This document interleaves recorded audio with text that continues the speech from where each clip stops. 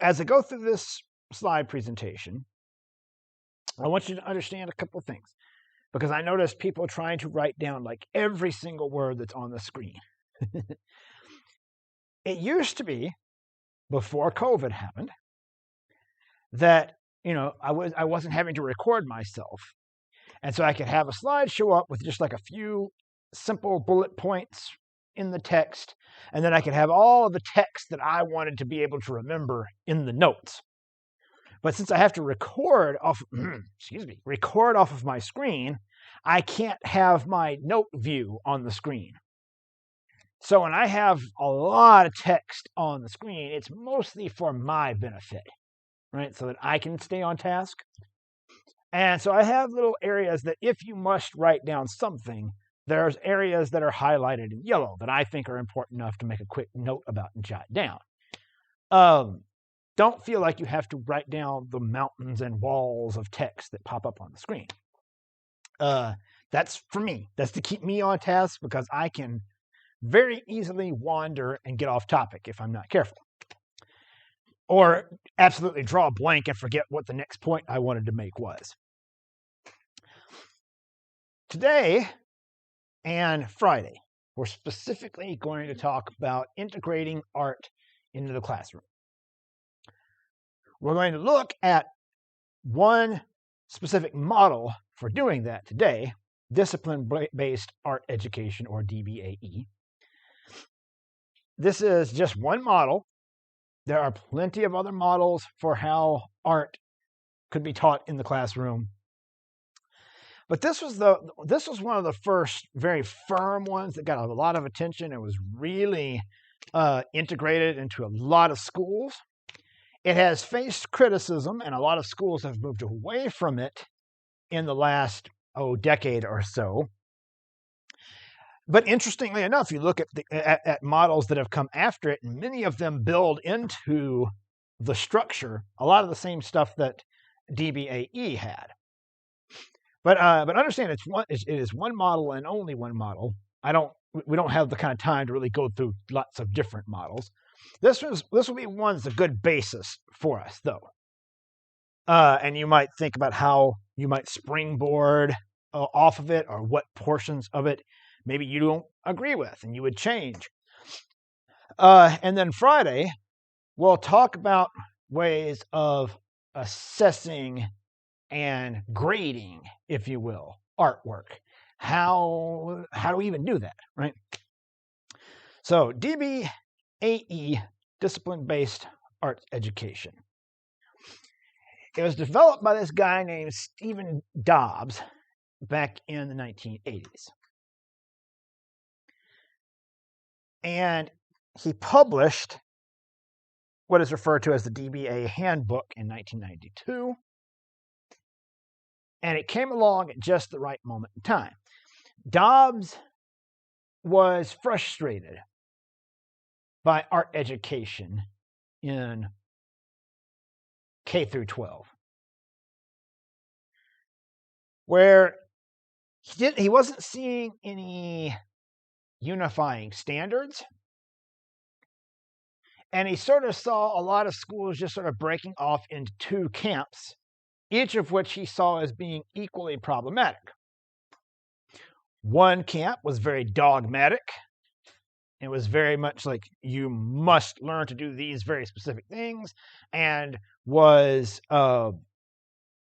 assessing students' merits based on how good they were at drawing, painting, what have you, from observation, so representation, and that everything was very strict about when it came to that. And then the opposite end was a very go with the flow kind of approach to teaching art, where a teacher might decide on the day that they walked into the classroom what they were going to be doing with the students, and there wouldn't be necessarily easy to make connections between what was happening one day and the next, or how each thing that the students had learned could be built upon in the next lesson, because the concern was, we'll say the concern. The concern was that students should have that freedom. They should have that freedom to explore and figure things out for themselves. He would say that lacks any structure. The other lacks any, rather has lots of structure, but lacks any sort of understanding of where the child's understanding might be. So for him, he says the goal of this model is that art education is meant to develop the student's abilities to understand and appreciate art.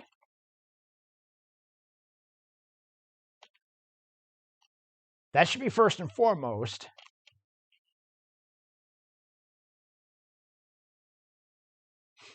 And that it would be done by instilling in the student the knowledge of the theories and the contexts of art.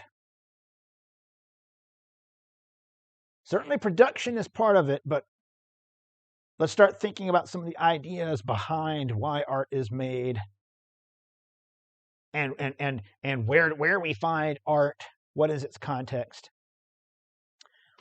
But also, and also the ability to create and respond to art.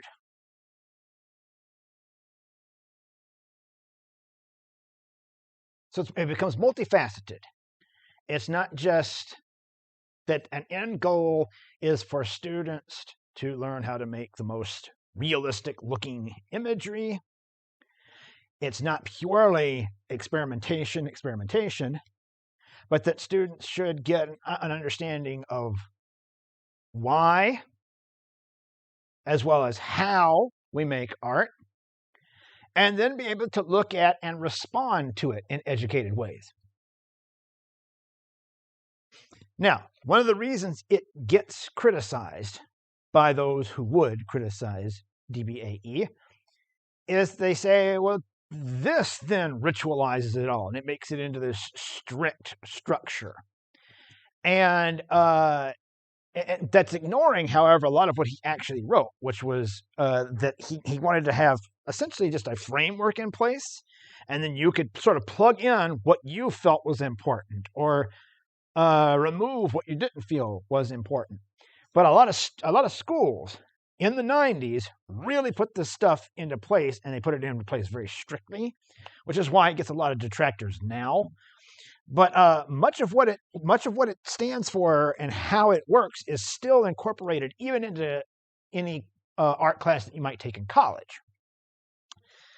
So third AE, art is taught as an essential component of general education, where it wasn't before. That was another part of Stephen Dobbs' frustration, is that art was sort of considered this other thing out here. There's your general education courses, and then there's art.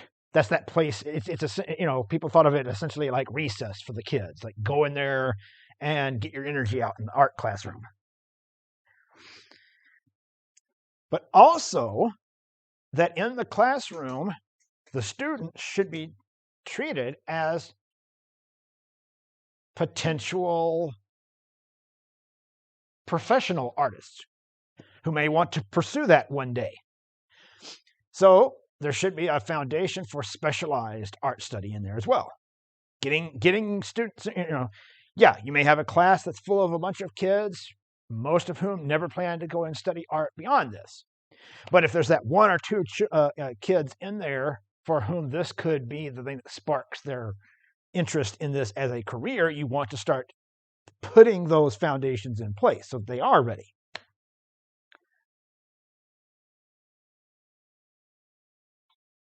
And this is the nuts and bolts of it. The content for instruction is derived from 4 disciplines. So it's broken down into this. And in the beginnings of it, every lesson plan had to show how each of these 4 things was going to be addressed, which then, again, was something that Dobbs wouldn't necessarily have promoted. That was how it was implemented in a very strict sense. First being art production, the actual making of art, learning techniques, learning about the materials,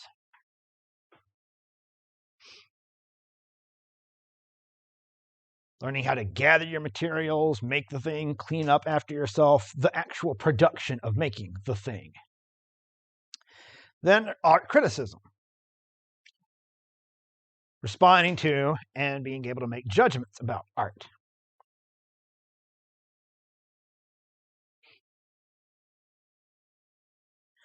Getting a child to understand how to talk about how the artwork makes them feel, and not just how does it make them feel, but here's why. I can point to the things within it. This is why. Do I think this is a good work of art or not such a great work of art, and why? What can I point to that says that? And not just on intuition. Then art history. Gaining a knowledge of the contributions that artists have made to society.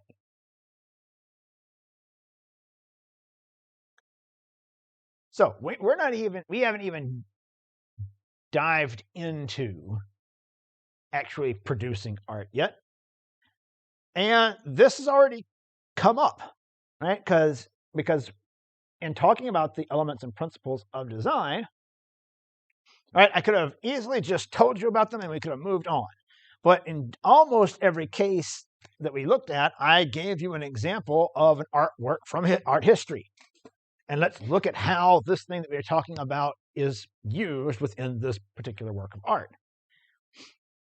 Now, this is another thing, though, that Dobbs gets some criticism for, because he was kind of a product of his time. He was writing in the 80s, of course, and he says that this whole system is meant to also make art where it's not elitist, because it can be for any child in the classroom. But then when he talks about art history, he specifically says we shouldn't be looking at amateur art, that students should be looking at the kind of art that is in museums. And there are those who then point to that and criticize and say, well, isn't that kind of elitist? Because especially in the 80s, but even still to this day, much of what is in art museums is the art that art historians have said, this is what's significant, this is what has led us here, this is what should be important and seen, and a great majority of it has been made by dead white men. And so those who criticize it say, for diversity's sake, shouldn't we expand that definition? And Dobbs might have done so, I think. But he was a product of his times, and he thought, students aren't getting enough museum time. And sort of included that. Then aesthetics. This may be a new term for you. But a reduced down definition would be understanding how people justify arguments about works of art.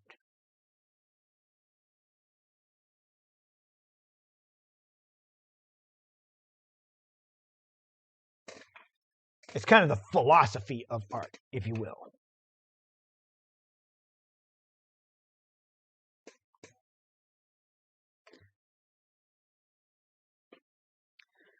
But as with any discipline or academic subject, the curriculum of DVAE takes into consideration the age and developmental level of the child.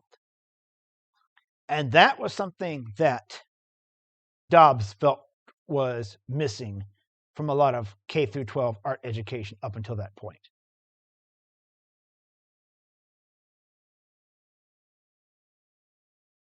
Is that with either on one side the constant push toward representation and realism wasn't taking into account the sort of natural progression that children go through when it comes to making art, and on the flip side, the kind of willy-nilly, we'll work on what we work on, I'll follow the inspirations of the children, wasn't giving them any sort of a structure to build upon. And that also didn't take into account the developmental level of the child. There might be a child who's ready to move on from something, and with you sort of following the flow of things, maybe you're not giving that child what they need as they're ready to move on to something either more advanced, what have you. All right, so don't worry about writing down all of this that I'm going to go through here. I just kind of want to give you a good solid understanding of each of these 4 disciplines. You have these slides on Google Classroom as well, and there's a lot of text here. This is all stuff that I would not have normally put up here. Art production, very simply, is the making of art and the various components of making it, such as the use of tools, manipulation of media, form, and expression. Simple enough. That's what we're all familiar with when it comes to making art. Art criticism is examination and discussion of style, formal principles of design, the elements of art in terms of color, line, shape, all that good stuff that we talked about over the past past week. Right. Being able to criticize, how well is all that stuff being used? What style of art would we call this? Right? Being able to make those kind of assessments. Art history. Now, we think of art history often as just being a matter of who made what when. Which artists are the ones that we consider important? What did they make? What year did they make it? That kind of thing. Dobbs says we need to also look, however, at the history of objects and the history of people through art. What does art tell us about the story of history? Why were these artists making this very specific type of art at this very specific time and in this very specific place? Right? What does it tell us about what was going on? What does it tell us about human development? Studying historical works not only gives us insights into the past, but can also provide valuable insights and information about the present. As well as, like I was talking about earlier, it's a great resource to go to look for artists who have done the things that you're trying to learn about and understand and did it well. Look at what they did and use it as a comparison. Aesthetics. This requires a bit extra to explain because it may be one of the newest of these 4 ideas to you, is the philosophy of art. So there have been philosophical questions about art from the beginning, and they seem to be unanswerable, right? If a question is asked like, what is art? That's a very difficult question to answer, and you're going to ask 6 people and get 6 very different answers. What is good art? What is beauty? Those are difficult things to answer as well. So it's important to, in the study of art, that students engage their brains and think about what they're doing, learning, and feeling about their art and the art of others, and see if they can start to answer some of those questions for themselves. In studying art through aesthetic questioning, the answer itself is not important. It's that act of working through the puzzle that's being provided by the question that is extremely important. It's the critical thinking that comes from, all right, I've got this really difficult question to answer. And it's the thinking and the conclusions I come to through the thinking and getting my brain working in ways that perhaps it had not worked before that's important. Right? The answer at the end may still be different from one person to the next. And that then becomes something that can be discussed when 2 people have very differing ideas about what art is and what defines good art and things of that nature. Those discussions can then be had, and our definitions and our ideas can be enriched and expanded because of that. So the curriculum, when it comes to discipline-based art education, it's sequentially organized and articulated at all grade levels. Meaning there is a specific order that now, and Dobbs didn't put a strict order on how it needed to be done. That he would leave up to the teachers. But again, once the stuff was implemented, very strict systems were put in place. But it's sequential, right? This takes the assumption that students need to learn certain basic things first. then move on to the next thing that will build upon the skills they got in the first, and then move on to something else that will build upon the skills that they got in those first two, right? So there should be a sequence. And it should be structured to give equal respect for each of those 4 art disciplines that we just talked about. Again, Dobbs himself would not have been so strict about it, but I've seen, particularly from in the 90s, but it bled over into the early 2000s as well, lesson plans that would have the 4 disciplines written out. And you would have to explain how you were going to integrate each of those 4 disciplines into the lesson for that day. Works of art are central to the organization of the curriculum. Oftentimes, a work of art might be used as the entry point. Let's look at this particular painting by so-and-so. Let's talk about what we see that person doing. How are they using these different elements and principles of design? Here is the time period in which he or she made this piece. Does that tell us a little something about why they did it? What do we think the equivalent of that might be today? Now, here's this project we're going to work on, and I want you thinking about all those things that we just talked about as we work on this project. That kind of a thing. It's organized to increase student learning and understanding through the recognition of appropriate developmental levels. Again, that was important to Dobbs because he felt like a lot of the models that had preceded him in the 60s and 70s did not do that. Recognize the age and the development level of the student and cater your lessons toward that. Don't try to hit a child up with something that they're not developmentally ready for. Student achievement and program effectiveness are confirmed by age-appropriate evaluation criteria and procedures. Essentially, these become rubrics. Well, I will not open that for a while. These become rubrics where the criteria within the rubric is age appropriate to whatever grade level you may be working with.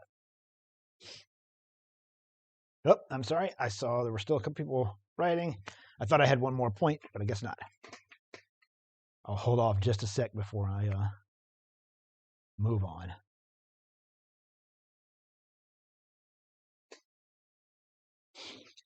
So if we kind of break it down, all right, the 4 disciplines, we have those 4 disciplines of art production, art history, art criticism, aesthetics, that should be worked into everything that we teach. Everything should be sequential so that each lesson, each idea, each concept builds upon things that were already built upon. Works of art, he would have said from museums, but we're beyond that now. Works of art should be sort of central to it all, right? Let students learn by looking at work that's been done by others.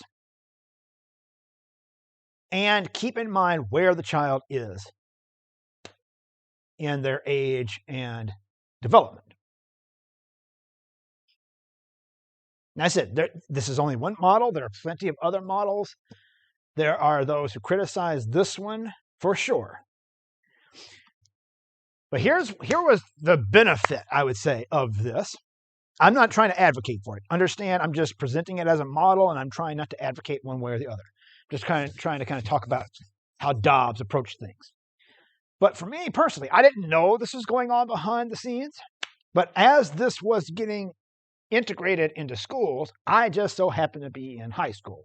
We're talking about the first Bill Clinton's first term as president. And this started getting integrated into schools at pretty much the exact same time that the Clinton administration pumped a whole lot of money into schools to start boosting their art programs, I might not be here, sitting here talking to you about things. I might not be an artist myself or a painter if it weren't for this being integrated into schools and that money that made for the little tiny, tiny school that I went to that really only had, before I got there, one art class that students could take, to suddenly there were like 5 different offerings in art that I took. I got myself into as many of them as I could in high school because I discovered just how much I loved it. So, I don't know, there's something to it. But yes, there are those who've criticized it for certain reasons that I've been going over. And other models have come after it, many of which, however, seem to kind of still be built on ideas that come from the discipline-based art education. So we'll talk a little bit then about that age appropriateness and how we teach to that and how we assess it. We'll get more in depth with assessing as far as rubrics and things of that nature on Friday. First of all, talk about some misconceptions that get in the way of effective art teaching. These are misconceptions that are held by certainly school boards, administrators, but sometimes by teachers themselves. The big one is that art is less important than other school subjects. And so as a result, art is always one of the first programs to be dropped for budgetary reasons. Sadly, that is the case. Like I said, the little tiny school that I went to, that was why it was kind of down to just one art class that students could take just before I got there. Then, as I say, I arrived in high school as discipline-based art education was being put into place, and as the budget, the federal money was being funneled into schools for art education. And then pretty much as soon as Bill Clinton was out of office, that money was gone. And from what I hear, the school kind of went back to the way it was before I got there. Now, a good number of years that we will not even mention have passed since I graduated from high school, and so other things have been done since then. So I think the school's art program is in better shape now. But right before I went into high school, it was in really bad shape, and then right after I left, it went back to it. Then, like I said, this is one of the things that Dobbs was fighting against, is that this idea that art should always be traditional and non-threatening. But the problem is, if you're imposing your preconceived notions of what art should be onto a student, that could potentially be detrimental.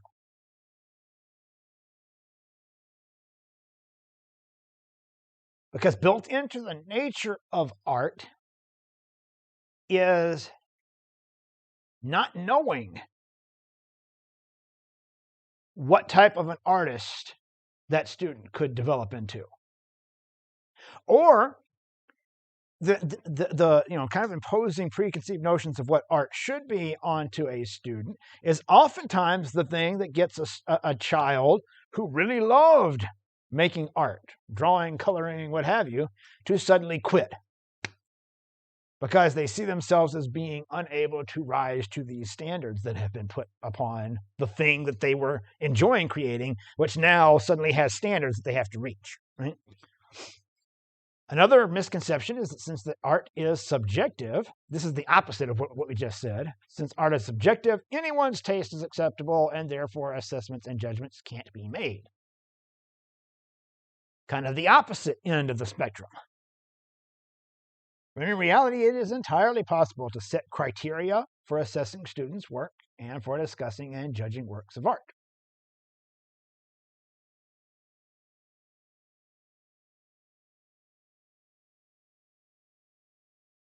Those criteria can be explained up front. so that a student understands those things. But it's possible. It can be. It's not purely a matter of subjectivity, so anybody can say anything about the work, and that is valid. And this is another reason why art is often sort of shoved off as sort of like there's the general education program, and then there's that thing, art, put it over there, that there's no critical thinking involved when making or viewing art. That's a misconception. Because in reality, studying and making art are excellent ways of developing problem-solving skills, as well as expressing ideas or emotions that are difficult to communicate in words.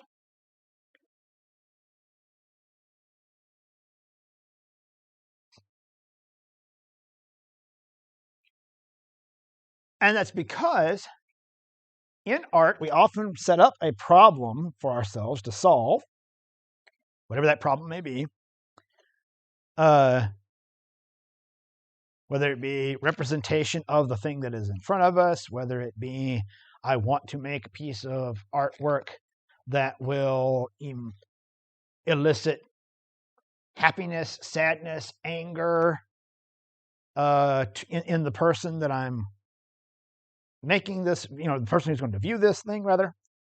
Whatever, there's a problem in place. How do I make a nicely balanced, asymmetrically balanced piece of artwork? How do I do that in such a way that it works really well? Nothing's out of place. And there's no one predetermined right answer for how to get there. So, of course, it requires a bit of critical thinking. Since there isn't this one very specific path that if I just do this and follow it, I'll get there, you've got to spend time thinking about the pitfalls. Like, all right, if I follow this path, will that work? Well, let me try. Nope, that didn't quite work. So let me come back to the point at which maybe I feel like it went off track. And now let me try another direction and branch off until I succeed. As well as it said, sometimes the stuff that we want to talk about is very difficult to put into words. Language fails us. We only have so many words in our language. And sometimes a word that you may try to use to say the feeling or the motion or whatever you're thinking about doesn't feel like the right word. And sometimes figuring out ways of expressing those things visually gets those synapses in your brain firing in ways they didn't before. Another is that art is only for the elite and the educated. And that, again, was something that Dobbs was dealing with. And again, like I just mentioned to you, it's one of the criticisms that has been thrown at his ideas, is that there are some who say, well, what you came up with is still elitist. But it's just not true that art is only for the elite and the educated. Art is for everybody, and that's what Dobbs was trying to make clear with this. Because again, what he would have seen before was that a lot of art programs, it was just, hey kids, go play and have fun in the art room. And he says, why not take all of those children, whatever level they may happen to be at, of course, meet them at that level, but treat them all as potential artists one day. Artists that you don't want to squash their enthusiasm, but you do want to build up their skill levels so that when they leave, if they want to, they have the foundation in place to go and explore those things. So again, as I said, let's talk about considering age, developmental levels when we talk about art. I love this photograph because not only is it dealing with some of the stuff that we're going to deal with, and we're going to be mixing paint and stuff, but I love that he has like paint on his nice white shirt that his mother, father, guardian, whomever who sent him to class wearing this is probably regretting when he gets home. Like, why did I send you to school in a white shirt? So young children, very young children, first get their hands on crayons, markers, pencils, what have you. Those children's motor skills are still developing.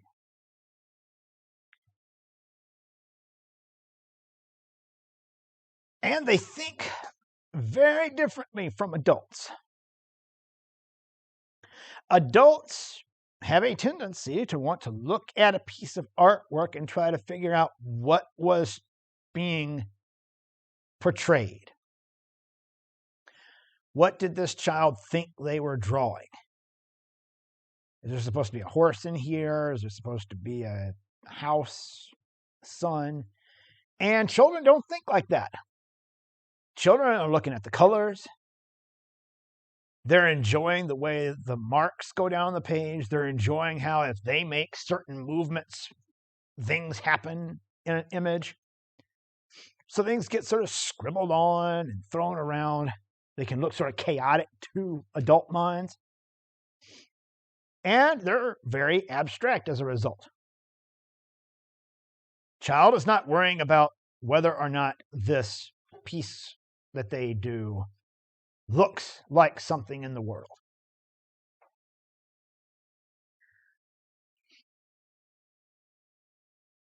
They are just in the moment.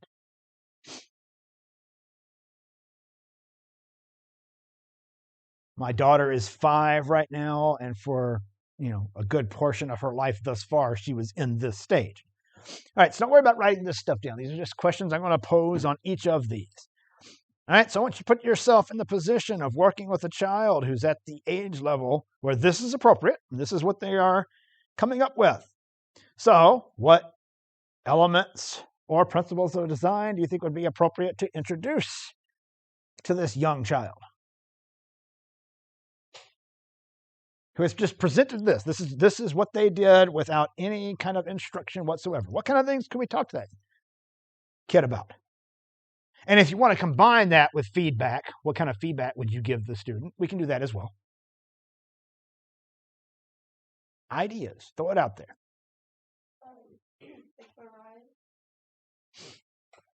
Okay, yeah.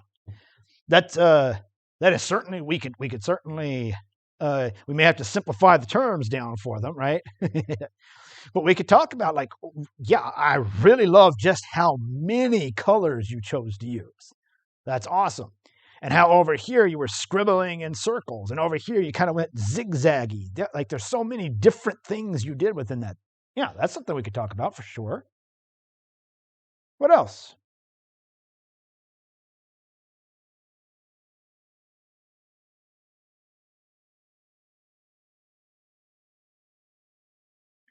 I mean, granted, I know it can be difficult because, all right, let me ask this. What do you think would be something not to say to this child?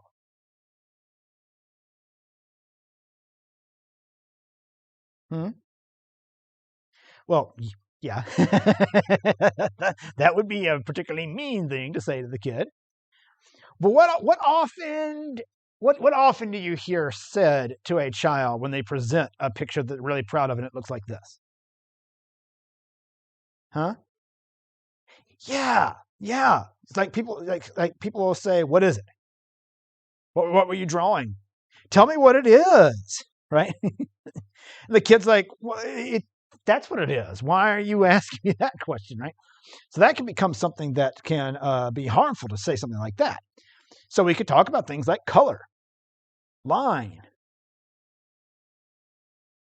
The variety, I think, was a good idea. Like I said, we might want to simplify the term down and just talk about how it's really awesome because they did so many different things within the piece. Then we get to slightly older children. And as children grow, their brains develop, and there's this increased desire to draw representations of people, animals, and things, even if the adults aren't encouraging it. At no point with my own daughter have I ever said, "Hey, I'd like to see you draw a person," or "Hey, I'd like to see you draw a house." Right? I'm just loving everything she brings to me. And then right about 4 years old, bam, all of a sudden there were these representations of things. But these drawings are still quite abstract, and they often ignore naturalistic scale and proportions.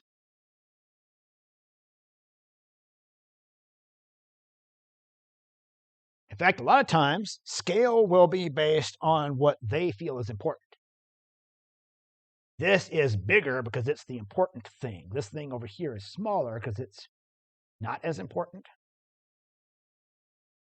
Sometimes, sure, they'll draw parents really big and themselves really small, but I've seen plenty of kids draw themselves huge and then the parents are these little tiny things, right? And a teacher can now start to bring in some assessments, judgments, and suggestions, but they must be balanced with praise and encouragement.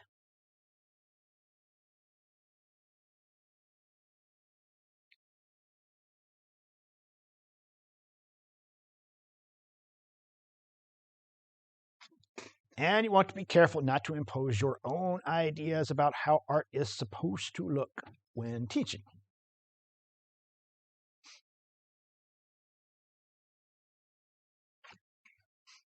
So as we're kind of winding down on our time, rather than asking you guys what elements and principles we might introduce and feedback we might give, I'll just kind of dive into it myself. So once we get to things like this, like I said, we can provide some feedback and some assessments. That's a really good picture of a person. I love how you have the eyes in a certain place. You've given us this big smile. And suggestions. Next time you do this, I love what you've done. I love what you've done. I love how you made this person really big and you made this person really small. Why did you do that? Right? Ask those kinds of questions. And then say, well, you know what? Next time you make a drawing where you include these people, maybe think about how tall should this person be? Should they be taller than this other person? Should this person be taller than that? Right? Don't try to impose things like, well, the sky shouldn't be that color. Don't do that. And when we talk about elements and principles of design, we can bring in line, we can bring in color again. We could start talking about whether or not we try to impose upon them how balance works. We could start talking about how you balanced this picture. You've got this big thing up here, this little thing up down here, that those are working nicely. Right? We can start talking about things like that. Then in pre-adolescence, a lot of children around about the age of 9 or 10 reach a level in which naturalism and abstract representations blend in really interesting ways. I love the drawings of kids at that age because they blend. They're interested in drawing and representing the stuff around them, but they're not necessarily interested in it looking exactly like what they see. All right, since we're at 10:47, I'm going to pause here. I'll pick it up right back here on Friday, and we'll finish up pre-adolescence and adolescence, and then we'll move on to our discussions about assessing art. But yeah, this is one of the stages I love. I worked for a long time with kids that were about this age, and their drawings were always some of my favorite things to look at. Because they, like I said, they blend naturalism and abstraction in extremely interesting ways that I like. Okay, all right. So yeah, I'll see you guys on Friday where we'll finish this up and move on to the next lecture